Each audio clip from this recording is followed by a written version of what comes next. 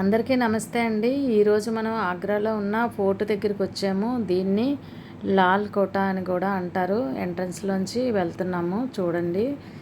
ఇది ఈ కోటను మొఘల్ చక్రవర్తి అక్బర్ 1565లోని నిర్మాణం ప్రారంభించారనమాట. తర్వాత ఏమో రాజులు జహంగీరు మరియును షాజహాన్ కూడా దీన్ని విస్తరించారు. ఒకప్పుడు దీన్ని మొఘల్ సామ్రాజ్యానికి ప్రధానంగా పనిచేసింది.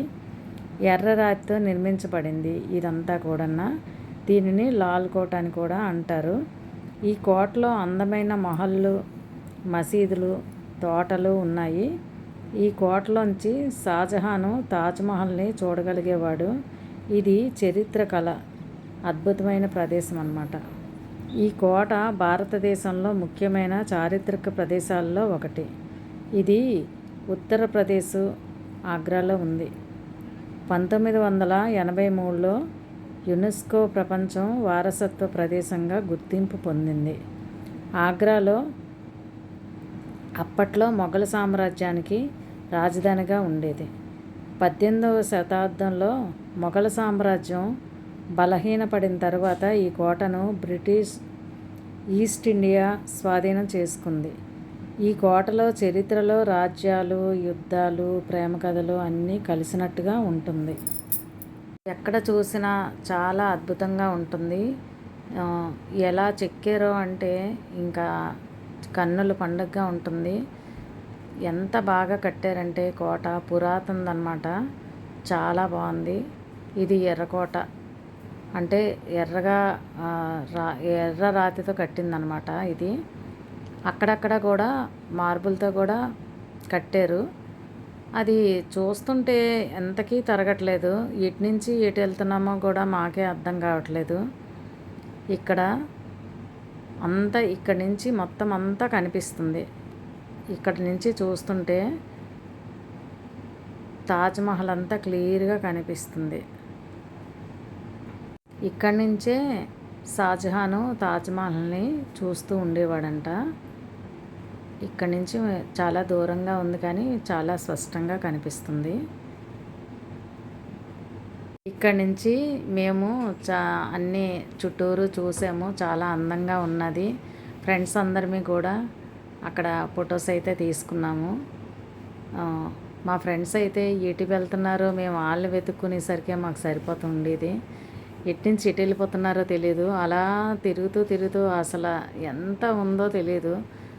ఎంత బాగా ఆ శిల్పాలు ఎంత బాగా చెక్కారో తెలియదు. మరి ఎంతమంది ఇంత కష్టపడి ఇంత ఎలా చేశారో.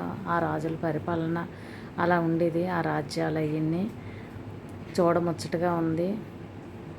ఎంతో హ్యాపీ అనిపించింది. ఇలాంటివన్నీ మనం ఎప్పుడు వెళ్ళి చూడలేం కదా. వెళ్ళేటప్పుడు ఇలాంటివన్నీ మనం గుర్తుగా అన్నీ తీసుకొని చక్కగా ఇలా వీడియో రూపంలో చూసుకునేటప్పుడల్లా మనకి చూడడానికి అవకాశం ఉంటుంది. తెలుసుకుంటారు కూడా చాలామంది. ఇక్కడ చూడండి ఎలా ఉందో, ఆర్చ్లాగా ఎలా చెక్కారో.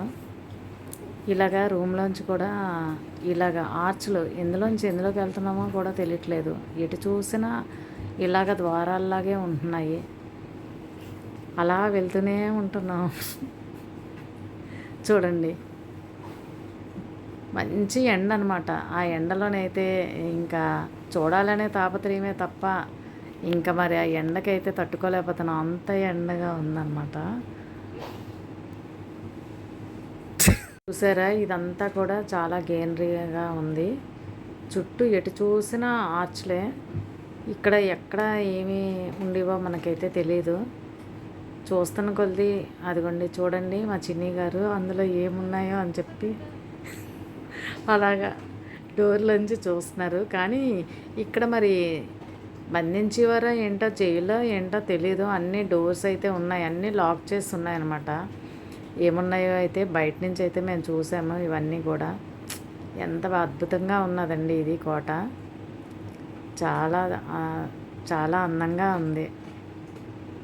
చూడండి ఇక్కడ మేమందరివి కూడా చాలా బాగుంది. ఇవన్నీ ఈ గ్రీనరీ చూస్తుంటే చాలా అందంగా ఉంది. సాయంత్రం అయితే ఇంకా అద్భుతంగా ఉన్నాం. కానీ మాకు టైం లేకపోవడం వల్ల తాజ్మహల్ చూసిన వెంటనే ఇలాగ కోట దగ్గరికి వెళ్ళి చూసి వచ్చేస్తున్నాం అనమాట. రిటర్న్ ఇదంతా కూడా గ్రీనరీ అంతా చాలా బాగుంది.